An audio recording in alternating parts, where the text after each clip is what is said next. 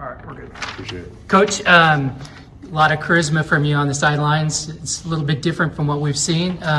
How's that help you connect with this large wide receiver group? Well, this game has been a big part of my life for a long time, so it's just natural. It's just natural for me, and I love these kids. I want them to have as much success as they can possibly have, and if they can feed off of my energy, I hope they continue to do so. But I'm really excited for these kids. They're doing a lot of great things.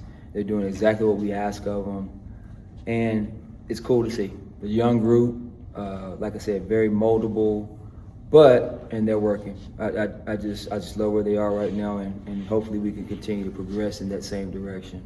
What have you seen out of Cam Bates the last couple of practices? I tell you what, man, this kid he's like a young pro. Got the right wiring, just amazing in meetings, very coachable, position flexibility, smart football player, can play inside, can play outside, loves the game, loves the process, the preparation. I'm excited for him. That's all I can say.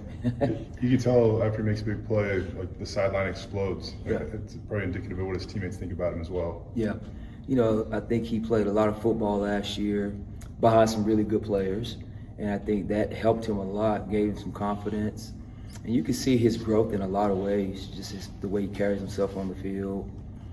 Again, like I said, what I see, just the preparation piece, and I mean, it's really cool.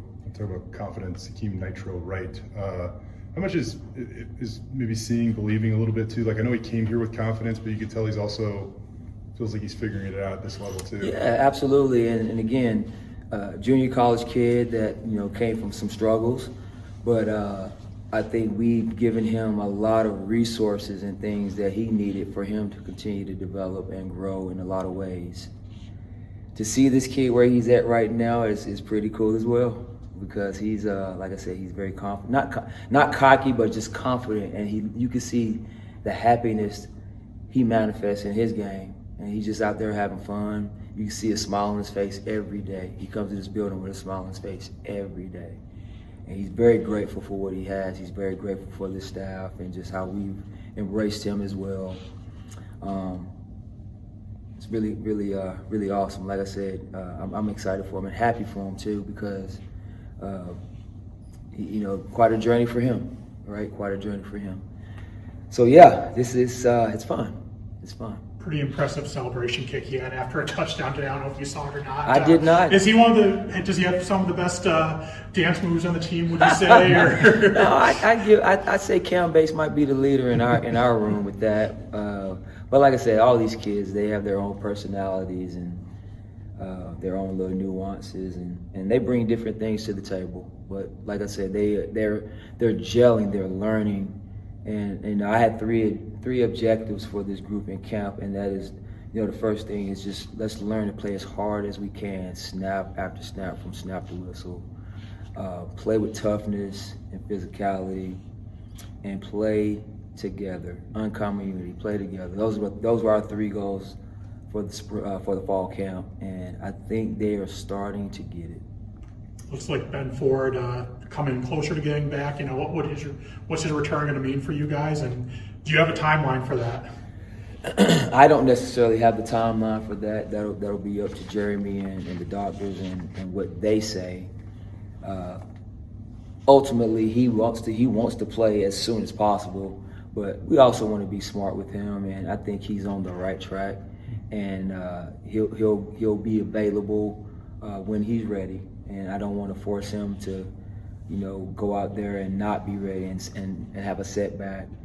It's on their timeline, but he's been great. He's been great for the players, and just the knowledge that he has from playing in this offense for those younger guys, and a different perspective for them. So yeah. And just with Hakeem real quick, you mentioned like the struggles he's had growing up in his past, and I'm going to chat with him this week about it a bit. So just what can you say about his attitude towards life and his attitude to have got to this place and how he is in the building now? Kid's just grateful. I mean, he's got a heart of gratitude, you know, I don't think there's much that phases him because he's been through some things. And when you've been through some things, you know, the small things don't matter. Like, small stuff doesn't matter. And that attitude is what's going to continue to help him elevate, you know, to where I think the sky's the limit for him. The sky's the limit for all these kids, you know. If they work at it, and they continue to grow and learn, you know, just from the mistakes they make in practice. But he's always got a heart of gratitude. Every time he steps in the building, you will always see him smile.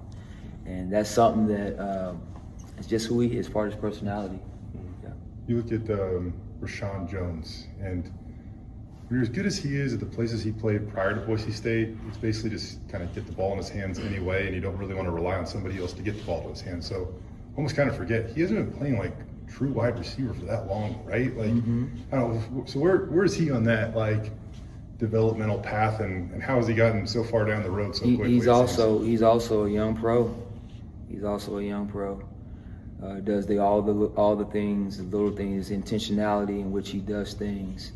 You know, from individual to just how he studies, how he takes care of his body, the preparation piece. I mean, all of that. Like, he's a young pro. Like, he's like, you know, a kid I had at Wisconsin, Chimere DK, played as a true freshman. They're very similar, you know, and he went to the Pro Bowl as a rookie this past season. So they're very similar in a lot of ways. It's kind of eerie. But I think the sky's the limit for that kid. But yeah. You look like you've got a lot of guys who can play. What gets somebody to be that all-conference type receiver? What does somebody need to do to move in across the line into that category? I mean, I just think it's just a matter of just the consistency, you know, as far as, and again, I've never coached a snap here yet, but, you know, I think it's about getting the right guys in the right places, the consistency and making plays when they're called upon. I do believe that's how you get to what you know, so eloquently put as an all-conference type of player. But again, it's just the fifth day of practice, you know, and I'm not going to say, you know, what these kids will be, but like I said, our 3 goals: play as hard as we can, all right, snap after snap, snap the whistle, down after down. Let's learn to play with toughness and physicality, and let's play together, uncommon unity. So that's what we're focused on right now.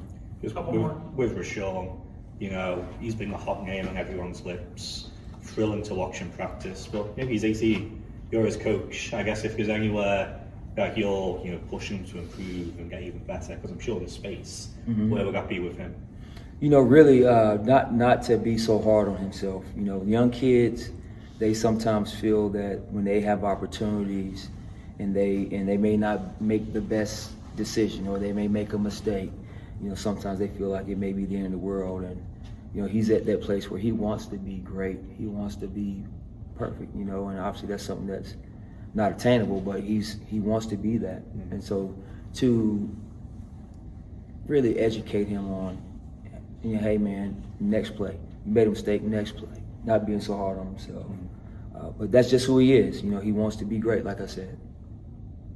Hey, your room is really deep with Nitro, Rashawn, Demo, and even you got AJ Jones kind of emerging, which is probably making it really tough for you in structuring the amount of reps to get this group in. It's not tough at all. It's not tough for me at all. I mean, you know, we do a lot of 2-spotting in our drills, so guys are gonna get reps, and the cream will rise to the top.